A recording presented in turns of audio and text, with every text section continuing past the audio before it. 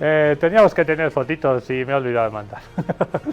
Yo soy Ricardo Bajorreras y hoy, con la sombra alargada y el legado eterno del comandante Hugo Rafael Chávez Frías, sí, acá seguimos siendo chavistas.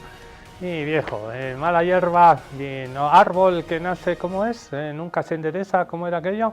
Pues eso somos nosotros, por eso hemos venido rojito. Yo soy Ricardo Bajorreras y hoy, lo prometido es deuda, vamos a hablar de Perú y también de Colombia, nuestra amada, hermosa Locombia, América Latina en disputa. Ha habido una ola de triunfos de la derecha en los últimos años y muchos analistas ya estaban diciendo, se adelantaron, no, el continente se está derechizando. Ya después de la década ganada, como le dicen en la Argentina, con Néstor, con Cristina, rima Argentina con Cristina, la década ganada, la época pues de Hugo Chávez, de Raúl, de Evo, de Néstor, de Rafael El Masi Correa, de quién más, de Fernando Lugo, ¿se acuerdan del curita? En Paraguay, de Pepe Mujica en el Uruguay, ¿quién más estaba? Michelle Bachelet en Chile, ¿quién más estaba? No, nadie más, ¿no? ¿Estamos todos? Sí, estamos todos. Andrés Manuel, AMLO en México. Después de esa década, que fueron unos cuantos años más de gobiernos de izquierda, parecía que el continente giraba a la izquierda. Luego llegó la contraofensiva, porque no solo Bolivia es un péndulo. Revolución del 52, falangismo, dictaduras, la UDP, el gobiernos del MAS,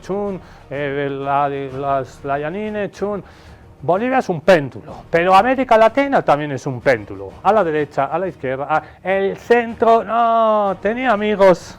El Walter Chávez una vez me dijo, mi amigo Walter Chávez, cuando hacíamos el juguete rabioso, con el Sergio Cáceres, el Luis Gómez, estaba el Pablo Cingolani, estaba el Gastón Ugalde, el Walter Chávez luego trabajó para uno, trabajó para otro, el cuate también era un péndulo, chin, chin, chin.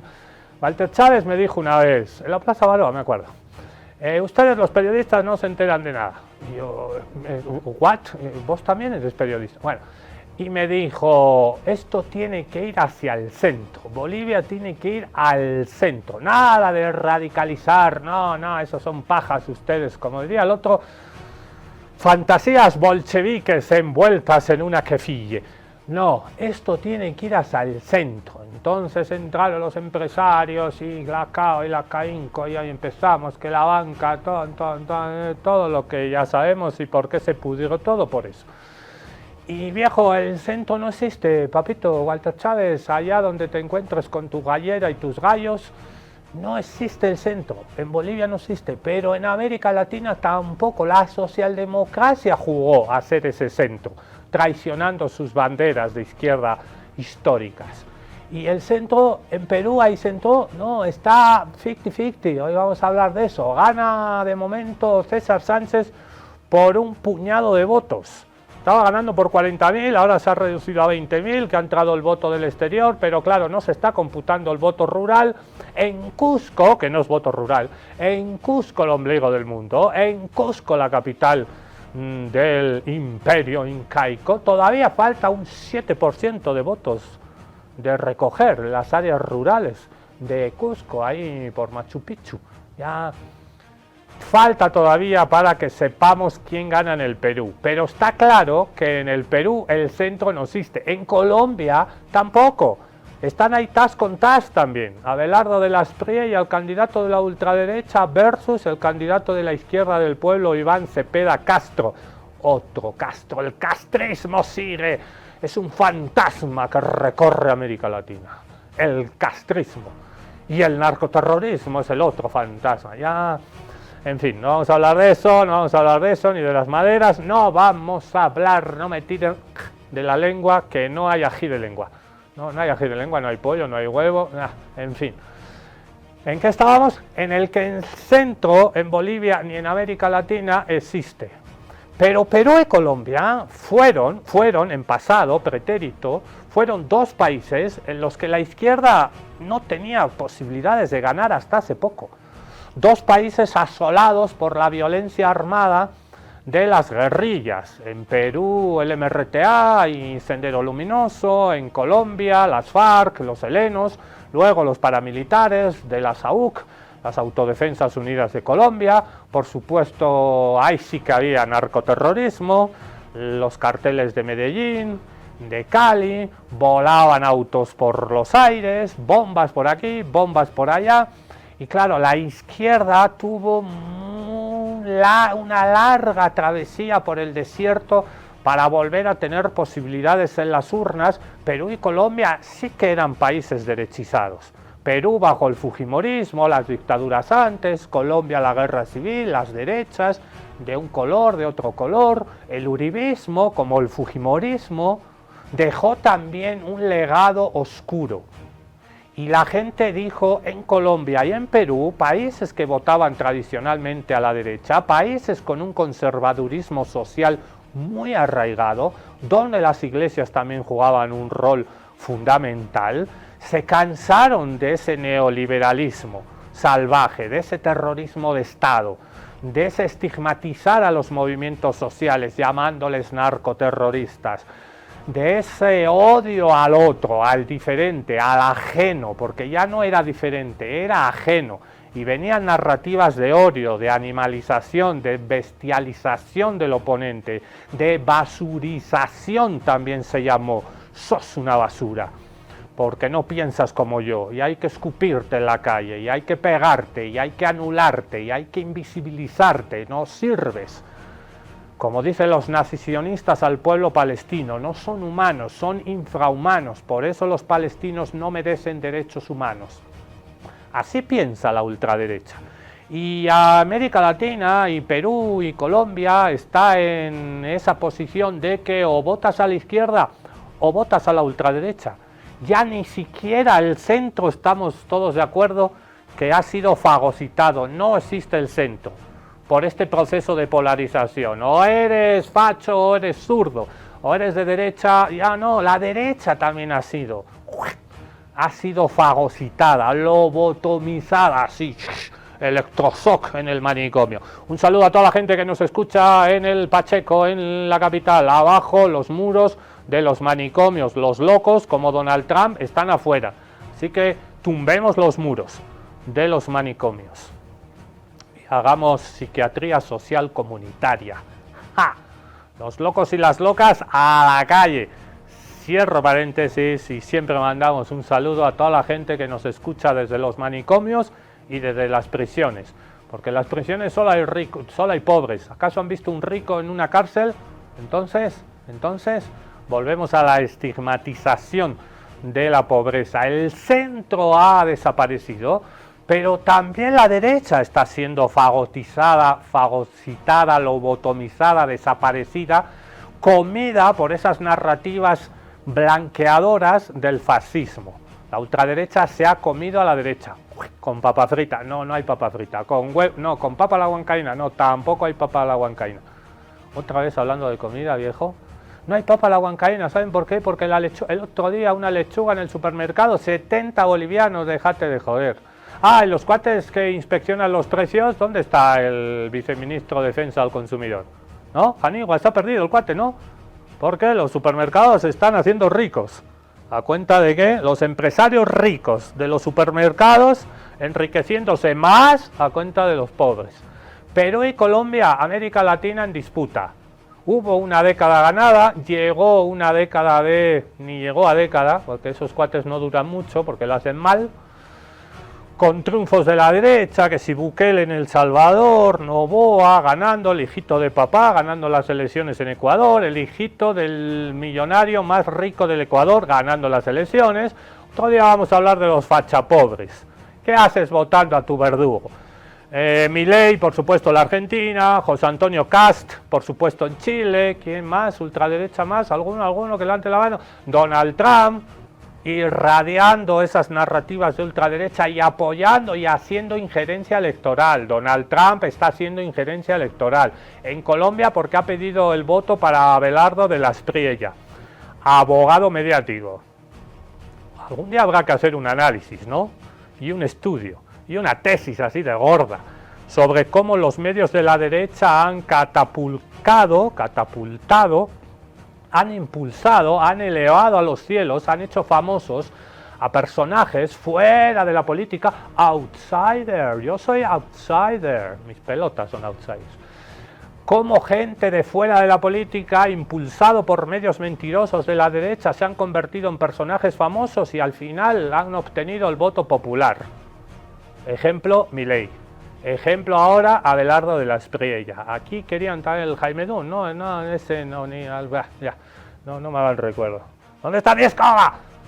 Perú y Colombia, América Latina en disputa, es la editorial salvaje y contestataria de hoy. El continente, nuestro Abya Yala, nuestro Tahuantinsuyo sigue en disputa. Era mentira que el continente se estaba derechizando. La izquierda puede ganar en segunda vuelta en Colombia y la izquierda va primera con Roberto Sánchez a esta hora de la tarde, 3 de la tarde ya en mi reloj invisible, 3 de la tarde y 10 y 12.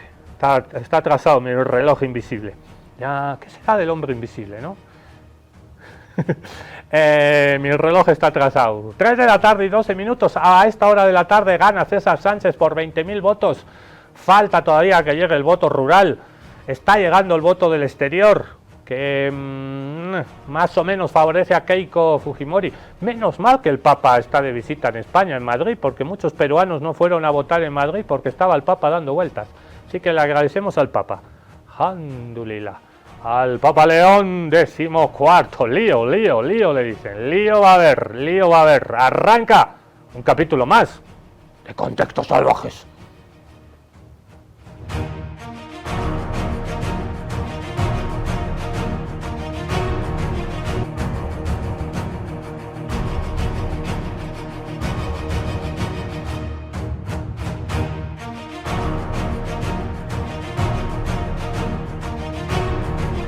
3, 2, 1, arranca, sale el cohete de Contextos Salvajes. Nos vamos al Perú, nos vamos a Lima, al 94% es esta nota, pero está más o menos, 94 y pico por ciento la ventaja de Roberto Sánchez, que empezó remontando, ahora está remontando Keiko, le saca unos 20.000 votos a esta hora de la tarde, pero en la primera vuelta se tardó casi un mes. ¿Por qué tardan tanto en el Perú? Obviamente tienen Amazonía. Estas luces me están asando la cabeza. Por eso me he cortado el pelo. Se sufre mucho acá en Contextos Salvajes. Hace un calor, parece que estamos en Trini. Me voy a ir a Puerto Varador, a Puerto Almacén, a comer unas costillitas de pacú frito. ¡Ay, qué deliciosas son! El calor es pegajoso, pero las costillitas en Puerto Varador... ¡ah! El mejor pescado que he comido en mi vida, ahí fresquitas, salidas del río Ibare o del Mamoré, del que quieras. ¿Por qué estoy hablando de comida? ¿Por qué no hacemos un programa gastronómico? Se va a llamar ají de ojo, palabras picantes, ya como el ají colorado.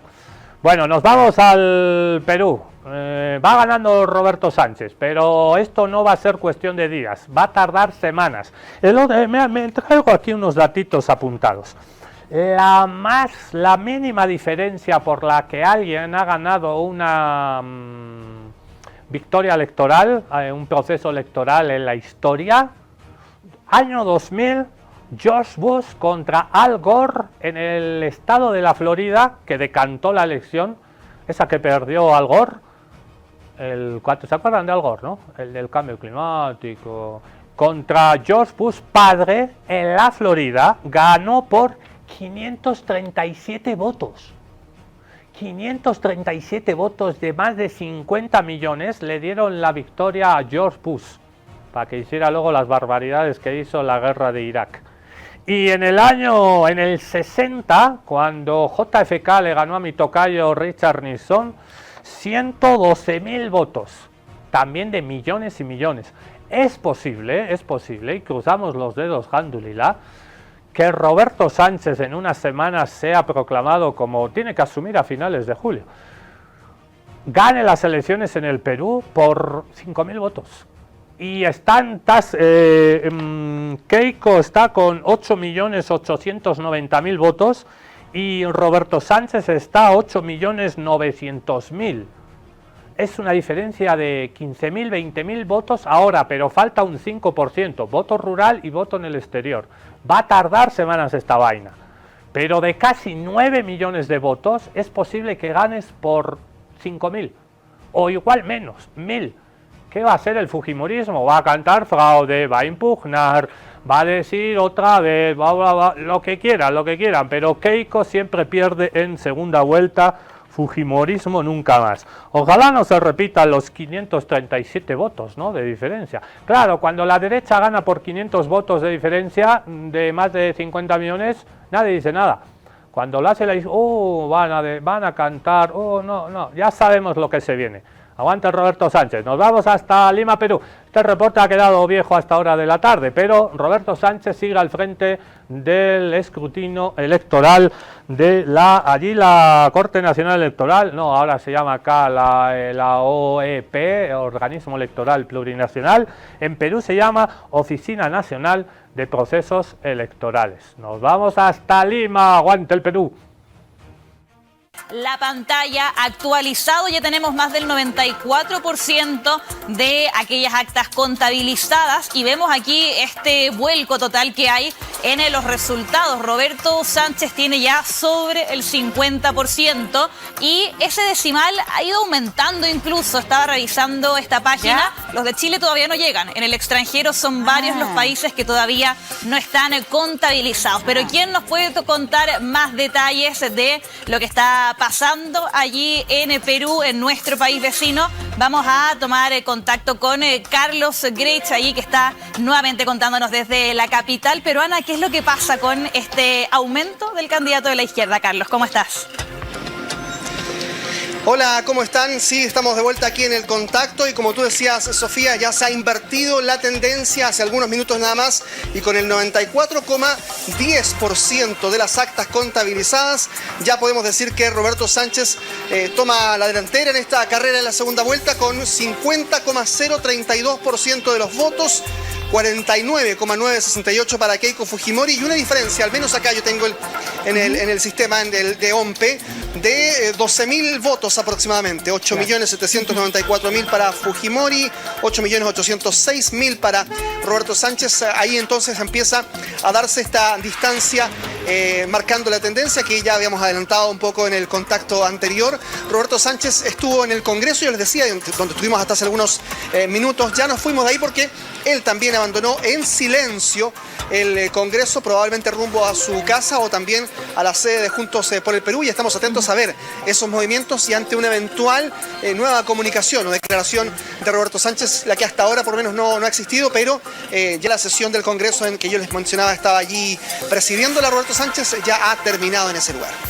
Claro, porque antes nos mostraba las declaraciones que entregó Keiko Fujimori, que era una Keiko bastante tranquila, Carlos, que llamaba a esperar el conteo, a que todos los votos llegaran y a respetar el resultado, sea cual sea ella la ganadora o sí, Roberto Sánchez en este caso. Habrá que esperar, claro, cuál va a ser la declaración que entregue el candidato de la izquierda, que ahora con la actualización que vemos en pantalla, un decimal más que ahí aumenta en ese conteo que está entrando el voto a voto. Pati, Carlos, ahí como estamos revisando en vivo todo lo que nos llega ahí gracias a la página oficial de la OMPE, que es el equivalente al CERVEL allí en nuestro país vecino.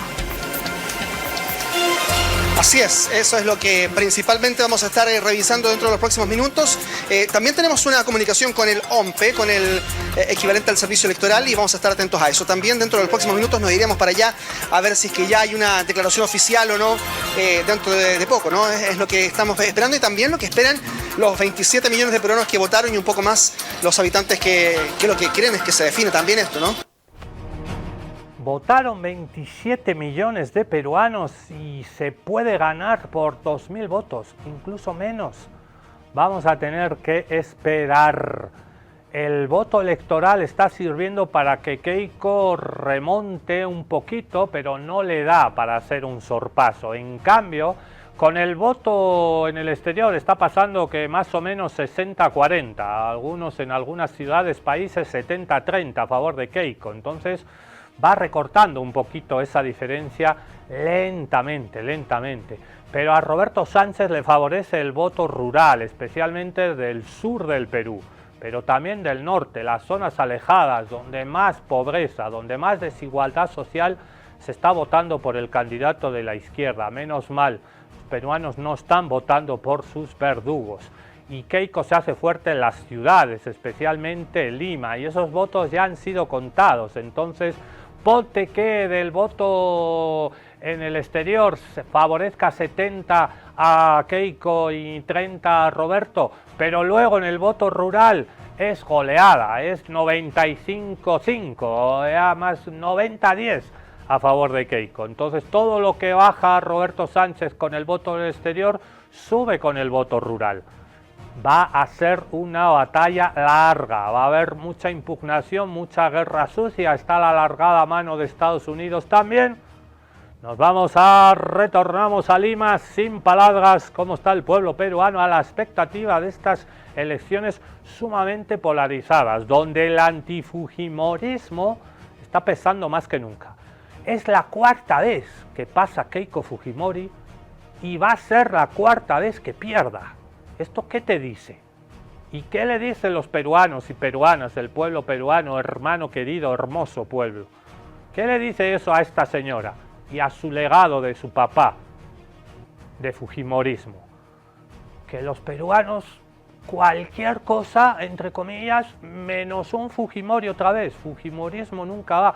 Por eso las marchas Keiko no va han sido multitudinarias. Algo feo, malo, algo pésimo ha debido de dejar el fujimorismo para que el pueblo peruano no quiera retornar a ese pasado de neoliberalismo salvaje, de privatizaciones, de castas, de mafias y de terrorismo de Estado. Algo ha debido ser, algo ha debido hacer mal, muy mal, el señor Fujimori, el chino, para que el pueblo peruano no quiera que la China, ahora Fujimori, vuelva a sentarse donde se sentó su papá. El antifujimorismo está pesando y fuerte. Y eso que ha habido más de 1 millón de votos nulos blancos que podían haber desequilibrado la balanza con más claridad a favor de Roberto Sánchez. Retornamos sin palabras a las calles de Lima, Perú.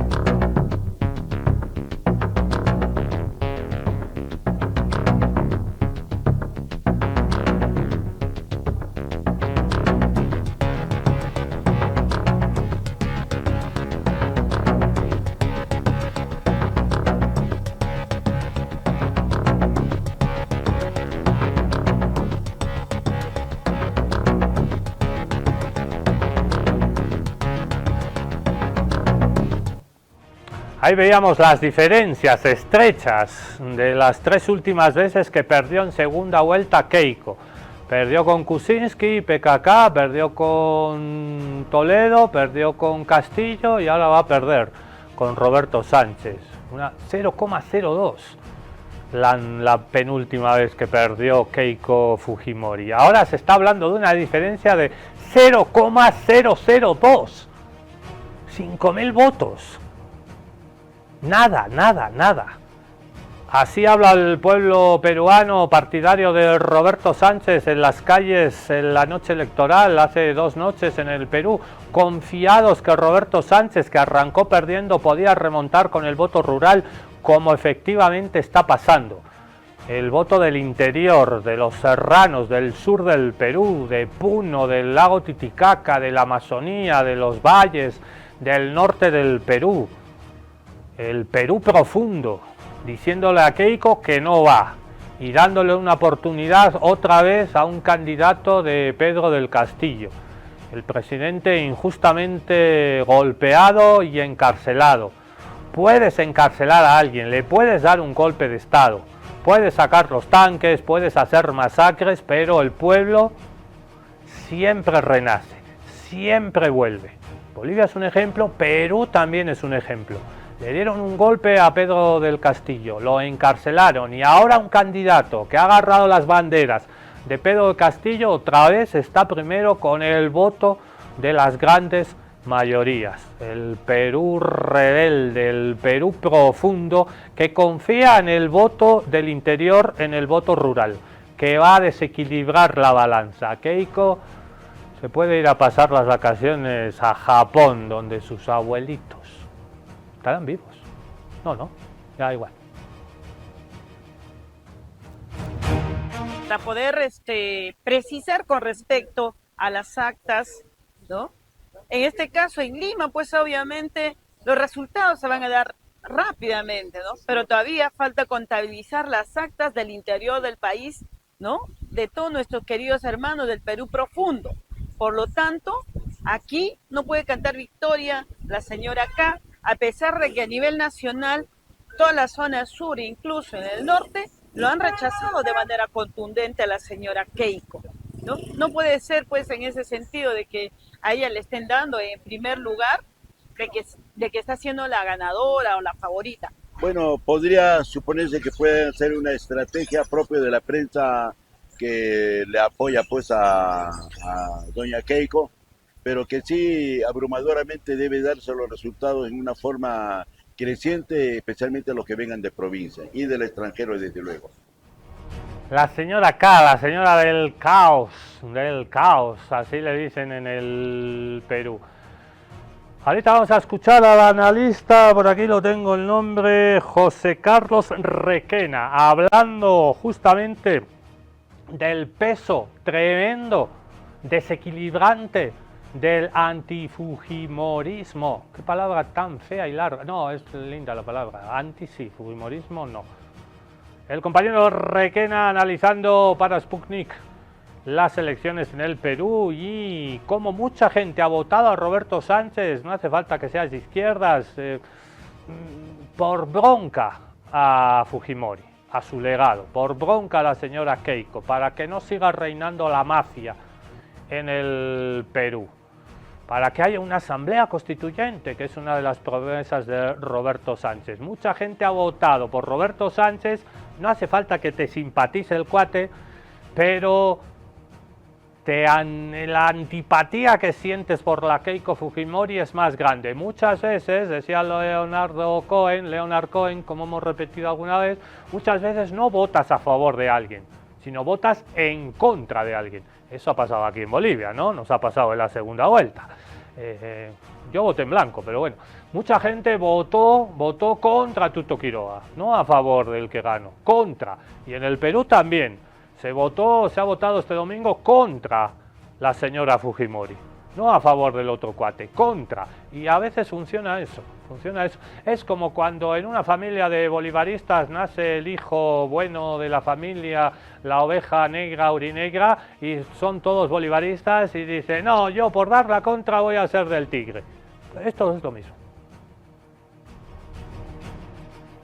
Yo te diría que todavía va a tomar algunos días. Lo más probable es que esta semana estemos encima del 98%, pero creo que hay un porcentaje todavía importante que va a llegar del exterior. Eso podría estar dentro del 98%, pero hay otro porcentaje que es el de las actas impugnadas, que seguramente va a ser objeto de alguna disputa legal. en lo que a veces suelen tomarse mucho tiempo los jueces, tanto a nivel local, en los jurados electorales especiales, como en la instancia superior, el Jurado Nacional de Elecciones. Ambos candidatos han tenido en general ese mensaje. Quizás Roberto Sánchez en algún momento tuvo algo cercano, una celebración que luego ha atenuado ya, por lo menos en el transcurso de hoy.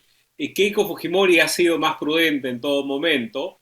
Yo creo que es lo que toca, esperar los resultados, y por ambos lados sí han anunciado que los reconocerán, por lo que esperemos que no haya un desenlace similar al que se tuvo en el 21, y creo que algo que además abona en que eso vaya a ser así es el hecho de que ambos partidos han presentado un despliegue similar de personeros que cuidan sus respectivos votos, por lo cual hay una garantía adicional con la que no se contaba el año 21. Algo general que distingue esta segunda vuelta de los dos procesos previos, que efectivamente la distancia en ambos casos fue de 40.000 votos aproximadamente, es que las principales encuestadoras, los conteos rápidos con los que se trabajó, tenían un margen de error mucho menor que el actual.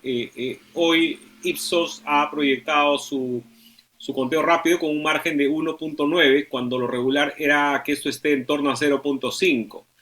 Por lo cual es menos posible el ser absolutamente concluyente.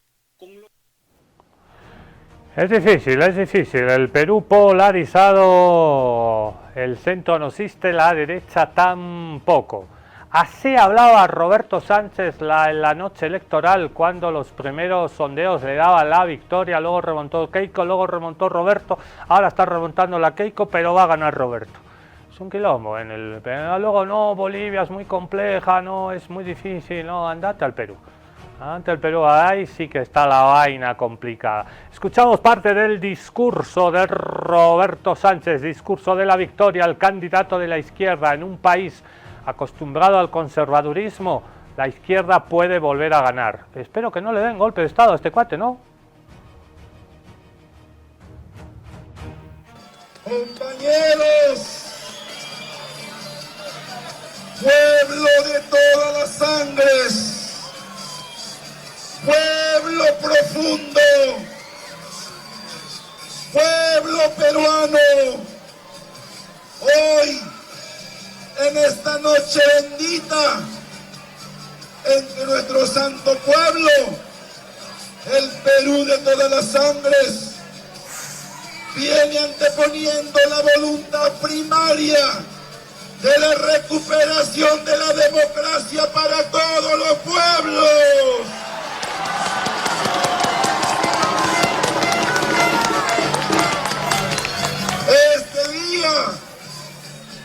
Este día de la bandera nacional, este día de la dignidad, este día del pueblo, empieza, hermanos y hermanas, el hito constructivo para acabar con el pacto mafioso que se ha apropiado de nuestro gobierno. ¡Abajo el pacto mafioso! ¡Abajo la corrupción!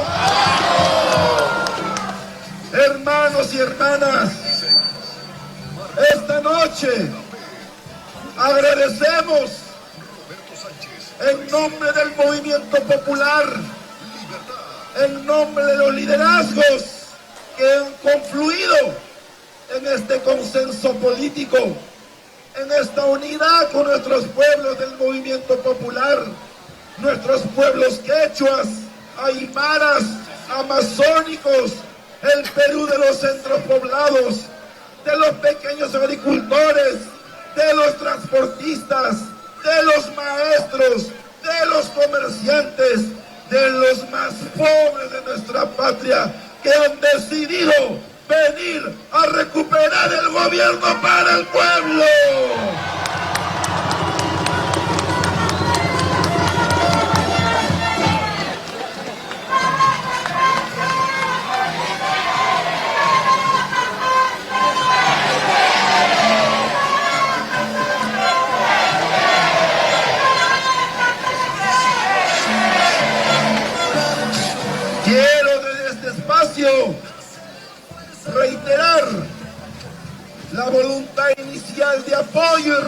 respaldo a un proyecto que quiere reinstalar los estándares de democracia, que quiere parar con esta inestabilidad política que se ha apoderado no solamente de las instituciones, que ha copado el sistema de justicia, que tiene sometido al pueblo en criminalidad, muerte, desprecio y exclusión. Pero sobre todo es el momento, hermanos, del gran consenso de los patriotas, los demócratas, aquellos que estamos convencidos que el único enemigo de la patria es la corrupción, la pobreza, la exclusión, el hambre, la anemia, el olvido de nuestro pueblo, que será una prioridad de nuestro gobierno.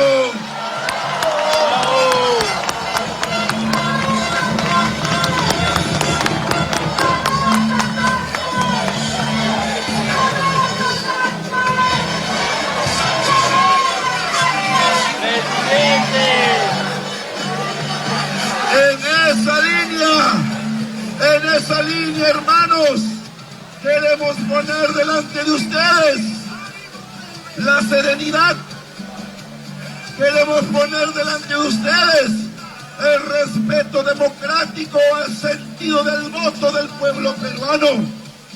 Hoy, en el conteo rápido, hay una ventaja importante que reafirma la voluntad del pueblo que quiere democracia y justicia. Pero como corresponde al pueblo demócrata, este es el momento de la defensa del voto, de la transparencia electoral, para cuando en el procedimiento también se dé el resultado electoral al 100%, la proclamación electoral en los días hacia adelante. Invoco a nuestros personeros, al movimiento social, a las instituciones democráticas para respetar, exigir el respeto al resultado. Respeto al resultado, defensa del voto, defensa de la soberanía, de la decisión popular del pueblo peruano. Así lo pedía la noche electoral, hace 2 noches, en Lima, Perú, el candidato ganador que todavía está primero y que va a ganar con el voto rural. Pero se viene un ataque al voto y se viene también una defensa popular de ese mismo voto. La candidata de Roberto Sánchez a la vicepresidencia ya la hemos conocido, pero la queremos conocer un poquito más. Es una mujer aymara de Puno, es la compañera hermana Brígida Curo Bustincio, que habla así. La hermana Brígida Curo, que como tal y como van las cosas en el Perú, le dan un golpe a Roberto Sánchez y asumiría una mujer de pollera en el Perú, viejo, en el Perú. Adelante, hermana Brígida. Como dirigente regional, y por lo tanto creo que para asumir esa responsabilidad, compañeros, ¿no? Y hermanos, pueblo peruano y también en el ámbito regional. Y entonces sabemos que esta política racismo de neoliberal de tantos años nos han oprimido, de tantos años nos han marginado, ni nuestros votos, por ejemplo, no han respetado. Entonces creo que es el momento que el pueblo peruano, de la gente, de las comunidades, los peruanos tenemos que ser gobiernos. No podemos tener ese temor ni ese miedo. Estoy acá como mujer campesina, como Brígida, ¿no? Y entonces creo que nosotros claramente tenemos capacidad, tenemos la inteligencia como mujer indígena para asumir como segunda vicepresidencia. Entonces creo que somos plural, somos un pueblo milenario, las mismas derechos tenemos, ¿no? No simplemente en nuestro país van a gobernar o van a conducir. Vemos, por ejemplo, estos políticos, estas politiquerías que para ellos han hecho el desarrollo. ¿Qué desarrollo en nuestro país lo vemos? Nosotros sabemos labrar la tierra, vivimos. No, eso entonces está la necesidad, y entonces no simplemente los altos magistrados, ahí está, pero lo vemos el Alan García, lo vemos el Toledo, ahí está, ¿qué han hecho? No lo han hecho, el desarrollo, por ejemplo, en el ámbito región Puno tenemos muchas problemáticas, el tema agrario, el tema contaminación, el agua, en tema salud, ¿qué han hecho? Ahora, si queremos aterrizar en temas concretos, ¿tú qué cosa crees que en el Perú cuál sería la primera política que debería, digamos, ponerse en marcha para, digamos, desarrollar el país? ¿Cuál crees tú que sería esa política? Mira, nosotros estamos totalmente abandonado una crítica, por ejemplo, en nuestro país, porque nosotros requeremos el cambio. Ya, pero ¿cuál sería esa, la política, cuál por sería esa ejemplo, acción? mira, la lucha, gritamos, las luchas han sido en diferentes regiones y también somos de Puno un ejemplo de lucha. No, entonces está requeremos clarísimo. esa política de nuestros recursos naturales que millones y millones nos roban. Ya, Existe el hambre, la pobreza, la desnutrición crónica. Nosotros queremos una economía solidaria y equitativa. Ya, ¿cómo es Para la nuestro- econo- cómo por es la- ejemplo, cómo es la para, economía solidaria? Por ejemplo, hoy lo vemos, por ejemplo, ¿qué desarrolla lo vemos en nuestro país, en el ámbito región Puno? En tema agrario, hablaremos. Si usted no va a estar Ya, alimentado... pero tú me has planteado la economía una solidaria. O sea, solidaria ¿cómo materializas eso como país? ya como país, por ejemplo, nosotros no tenemos, pues, existe el hambre, la pobreza, por ejemplo, la alimentación primero es para nosotros. Entonces, tiene que haber un presupuesto descentralizado, un presupuesto para fortalecer la agricultura familiar. Agricultura familiar en el Perú, siempre que han sumido al Perú en el hambre y la exclusión. Así habla la vicepresidenta candidata del Perú, Brígida Kuro, candidata llegada desde Puno, y también habla de acabar con las privatizaciones y la asamblea constituyente necesaria en el Perú, como fue necesaria en Bolivia. Doña Brígida, la hermana Brígida, habla en contextos a través, agradecemos a Radio Pachamama del Perú. En este momento a toda la población quiero enfocar este Radio Pachamama llega a rincón. La pregunta que me han hecho, por ejemplo, no le estoy respondiendo. En nuestro país es vital, fundamental para nosotros, para un desarrollo de nuestro país, es tema agrario. ¿Ya? Por eso planteamos la segunda reforma agraria. Ahí consiste cómo vamos a fortalecer la agricultura familiar, la agricultura norte-centro. Está claramente. 1. 2, es vida para nosotros el agua. Si no hay agua, no habría vida. El hermano decía, ¿cuál es su planteamiento, por ejemplo, de saneamientos básicos, la maravilla del mundo, lago Titicaca? Tenemos de diferentes cuencas que están contaminados, ¿no? Entonces, hay que implementar proyectos de planta de tratamiento. El agua es vida para nosotros. Pero ya se implementó un proyecto, nada más que el proyecto ha caído. Ajá, entonces, y ahora hay que insistirlo, ¿ya? Y por lo tanto, la población peruana sabe que el agua es un derecho constitucional, pero sin embargo, estas lacras corruptos encabezados de Dena Asesina, esta política en legislativo y ejecutivo pues no están a favor del pueblo. Quieren privatizarlo con esta ley 1620. Inclusive usted, señor Leomir, ha estado en las luchas, en esas caminatas, que el pueblo peruano debe ser, pues, bajo de la Constitución, un derecho al agua. Entonces, ¿qué tenemos, no? Y eso puedo aclarar al hermano, y así de esa manera, por ejemplo, tenemos que recuperar nuestros recursos naturales. Y luego también hablaremos de la madre tierra, que hoy nosotros vivimos, ¿no? De la tierra y territorio nos da de comer. Esa ley del 33-29-3 ya quieren despojarnos nuestro territorio. Entonces es una lucha constante para nosotros y hermanos, hay que convocarnos. Si no hay lucha, no vamos a lograr. Van a seguir la gran...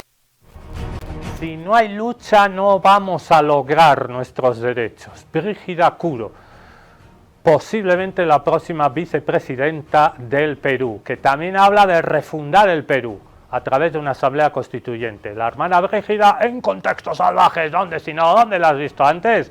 Solo acá en Contextos, solo en Aviala Televisión. ¿Dónde si no? Como mujer hay que ser optimistas, ese valentía, ese coraje, no podemos tener ni temor, y también hay que tener una claridad de línea política. Y estos años de la resistencia, 500 años, y estamos luchando como Juntos por el Perú, encabezado de nuestro hermano Roberto Sánchez, encabezado con nuestro hermano Pedro Castillo. Nos han repudiado el voto popular, pero ahora hay que lograr mayoría de los diputados, mayoría de los senados. En ese ámbito se cambiará. Ya, pero Brígida, si no logran, igual va a quedar en ilusión lo que tú planteas. No, va a seguir luchando la población, la Asamblea Constituyente. A ver, ¿cómo tú crees que debe ser la Asamblea Constituyente? Por ejemplo, nueva Asamblea Constituyente, esta Constitución está redactada de los 4 paredes. Por eso lo tienen uña y mugre. Entonces, ahora el pueblo tiene que llegar a ser gobierno para implementar, o sea, que para plantear la Asamblea Constituyente, el pueblo va a redactar. Por ejemplo, hablaremos de 100 mujeres, ¿cuántas mujeres mueren? ¿Qué derecho nosotros hemos redactado esta Constitución de 93? No, hermanos. No simplemente podemos estar acá, que yo no voy a poder, que lo hagan. Nunca me he aliado. No soy corrupta, no soy ladrón. Siempre he luchado por el pueblo en lucha nacional y estábamos ahí presentes, con balas, por ejemplo, con guenametas. Nos han discriminado esta política asesina. Luego dicen que el Perú y Bolivia no somos pueblos hermanos y luego nos hablan que no somos Tahuantinsuyo. No, viejo, las fronteras nos dividieron, las fronteras fueron coloniales. El pueblo boliviano y el pueblo peruano es el mismo pueblo, tenemos las mismas luchas, los mismos enemigos, las élites hambreadoras. Estamos hablando de Perú y también de Colombia, cómo está América Latina en disputa. Segunda vuelta en el Perú, segunda vuelta en Colombia, con las izquierdas con muchísimas posibilidades de ganar en países sumamente conservadores.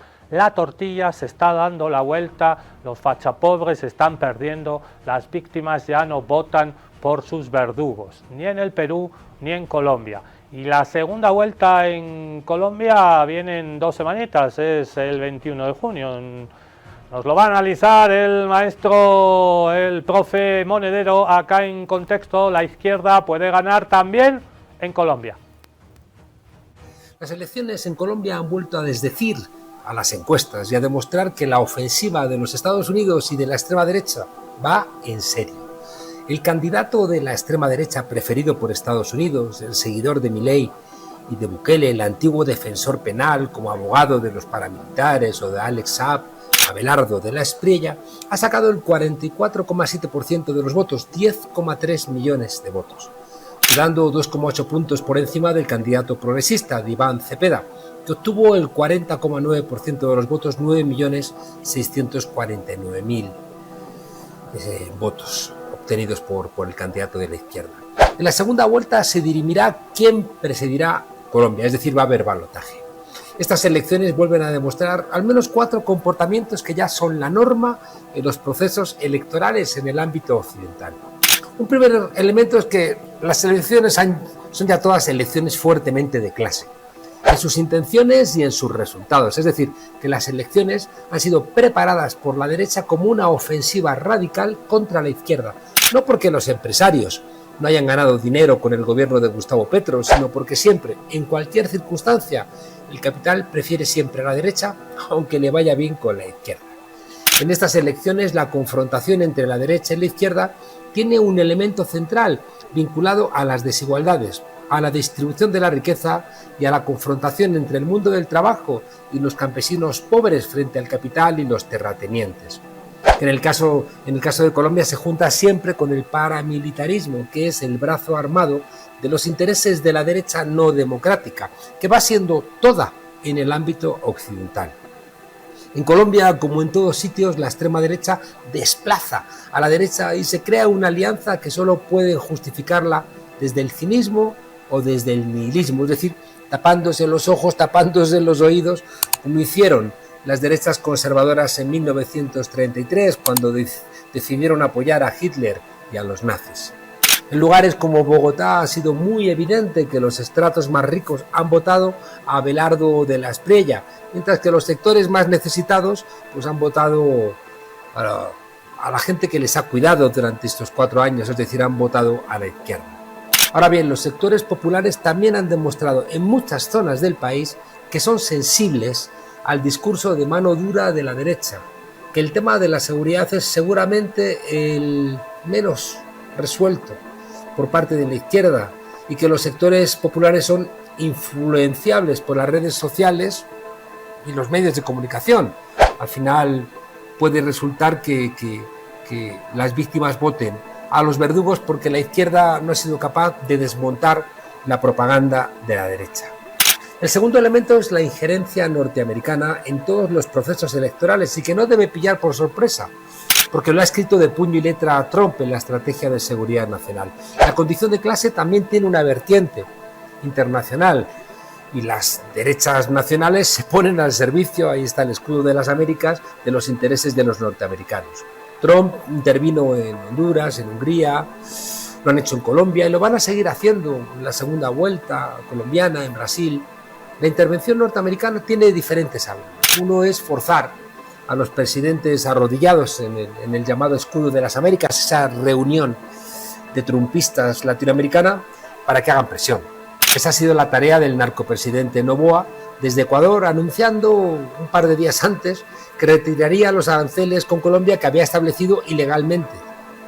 Y dice, antes de las elecciones, que si ganaba el candidato de la extrema derecha los iba a retirar. Y es mentira, porque la comunidad andina, a donde pertenece Colombia, igual que Ecuador, ya le había obligado a Noboa a retirar esos aranceles del 100% porque eran ilegales. Pero Noboa aprovechó para presentarlo como una cesión si ganaba Abelardo de la Espriella. Estados Unidos también ha colaborado con millones de bots contra Iván Cepeda, lanzados desde granjas digitales que son las mismas que actuaron en las elecciones ecuatorianas. En tercer lugar, llegaron a Colombia como observadores internacionales agentes duros del trumpismo, Bernie Bernardo Moreno, que opinaron, que presionaron, que hicieron injerencia y que ayudaron a crear un clima de miedo ante una victoria de la izquierda. Con todas estas cosas, hablar de elecciones libres es cada vez más una mentira, ni siquiera piadosa en nuestros países. Un tercer elemento es la manipulación electoral, es decir, la manipulación directamente del voto. En el caso de Colombia, como ha denunciado el presidente Petro, una empresa privada con lazos con la extrema derecha habría introducido en el censo 800.000 personas ficticias, lo que ha ganado el candidato de la extrema derecha respecto al candidato de la izquierda, incluso algo más.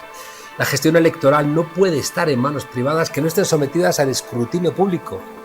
De manera que el resultado electoral en Colombia, cuidado, no va a ser válido hasta que las comisiones escrutadoras hagan su trabajo. Y recordemos que en anteriores elecciones hubo un error en Colombia a favor de los candidatos de la derecha de casi 1 millón de votos. No olvidemos tampoco que hay toda una industria internacional de las elecciones que apoyan a estos candidatos que parecen ridículos, pero que convencen a mucha gente porque, pese a ser insiders, se presentan como outsiders. Esa multinacional de la consultoría incluye la creación de candidatos inventados, porque son constructos mediáticos y que no necesitan ninguna coherencia ideológica. De la Espriella, por ejemplo, es una muestra clara de esos candidatos que dicen una cosa y la contraria. De la Espriella ha sido ateo y creyente. Ha estado a favor de los derechos LGTBI con mucho boato y después los ha insultado de una manera inaceptable en una democracia. Se ha presentado como un enorme petrista y luego como el más firme uribista.